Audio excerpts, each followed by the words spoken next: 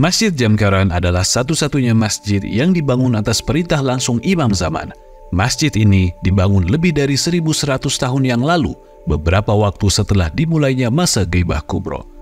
Ada seorang yang bernama Sheikh Hasan bin Muslih Al-Jamkarani yang merupakan orang jujur dan bertakwa pada masa Sheikh Saduk. Ia bercerita tentang pembangunan Masjid Jamkaran ini sebagai berikut. Saat itu aku sedang tidur di rumah pada tengah malam hari Selasa yang bertepatan dengan tanggal 17 bulan suci Ramadan tahun 374 Hijriah Qamariyah. Tiba-tiba terdengar suara sejumlah orang yang berkumpul di belakang rumah dan memanggil-manggil namaku. Suara itu membangunkanku. Ketika aku bangun, aku melihat mereka berkata kepadaku, "Bangunlah, Imam Mahdi memiliki urusan denganmu." Aku berkata kepada mereka, "Izinkan aku bersiap-siap, kemudian aku akan datang." Setelah aku siap, aku kemudian mencari kunci pintu rumah. Lalu, tiba-tiba aku mendengar suara yang berkata, "Pintu rumahmu terbuka, wahai Hasan bin Muslih."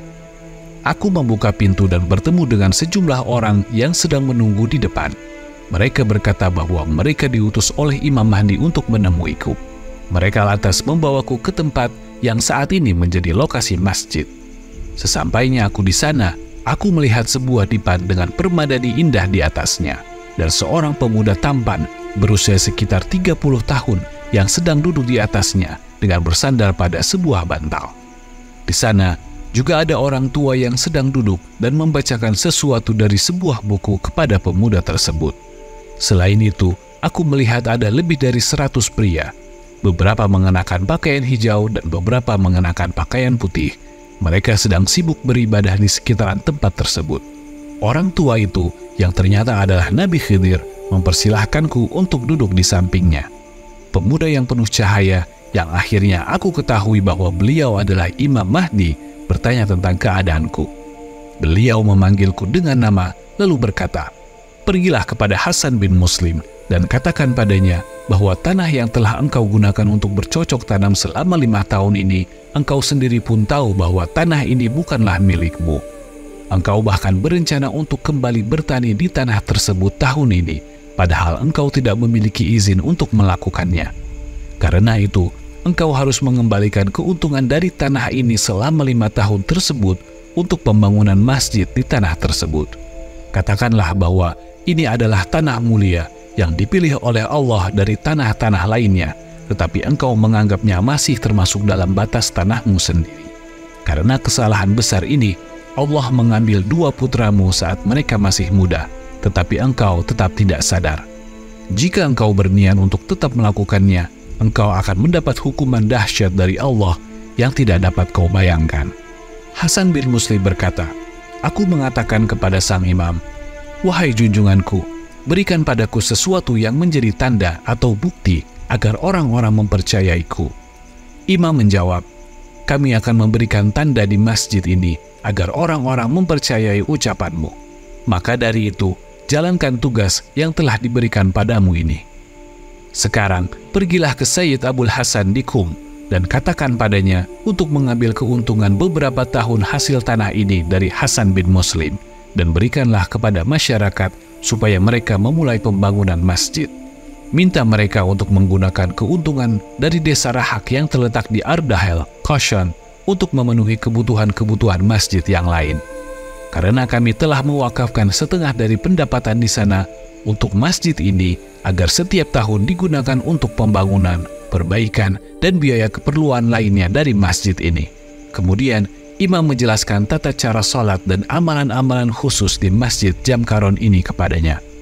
Setelah itu, beliau berkata, "Barang siapa yang melakukan salat tersebut di masjid ini, maka dia seperti melakukan salat di Ka'bah." Kemudian, imam memberi isyarat kepadaku, "Pergilah." Ketika aku hendak berpisah dari sang imam, beliau memanggilku lagi dan berkata, "Di antara kawanan kambing milik seorang gembala yang bernama Ja'far Qashani, ada seekor kambing khusus yang kalau bisa engkau kumpulkan dana dari masyarakat untuk membeli kambing tersebut. Jika tidak, maka belilah dengan uangmu sendiri. Bawalah kambing itu ke sini, lalu sembelihlah kambing itu. Kemudian, pada malam keesokan harinya, malam Rabu 18 Ramadan, bagi-bagikan daging kambing tersebut kepada orang-orang yang sakit dan yang membutuhkan sebagai infak. Sungguh, Allah akan memberikan kesembuhan untuk mereka. Jangan lupa bahwa kambing tersebut memiliki 2 warna dan bulu yang lebat. Kambing itu juga memiliki 7 tanda berwarna hitam dan putih, yang masing-masing ukurannya sebesar uang koin 1 dirham di badannya, di mana 3 diantaranya berada di satu sisi dan 4 sisanya berada di sisi yang lain. Hasan bin Muslih al-Jamkaroni berkata, "Aku pulang ke rumah dan merenungkan apa yang telah terjadi barusan sepanjang malam. Saat pagi tiba, aku sholat subuh lalu pergi ke tempat Ali bin Munzir dan menceritakan semua yang terjadi kepadanya. Kami pergi ke tempat yang sama di mana aku dibawa semalam. Demi Allah, kami melihat tanda-tanda yang telah disebutkan oleh imam, yaitu sejumlah pasak dan rantai yang menunjukkan garis batas area masjid.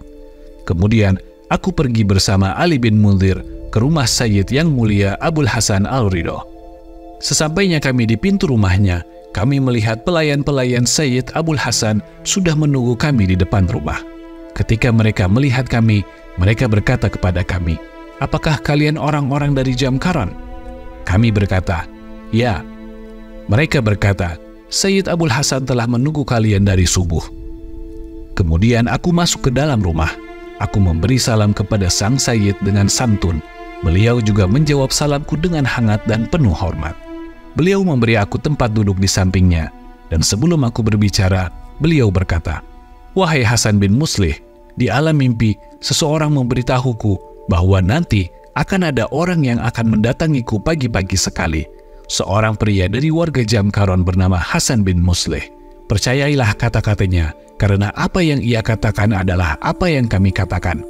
Hati-hati, jangan sampai engkau menolak perkataannya.' Saat itu juga aku terhentak bangun dari tidurku dan menunggu kedatanganmu."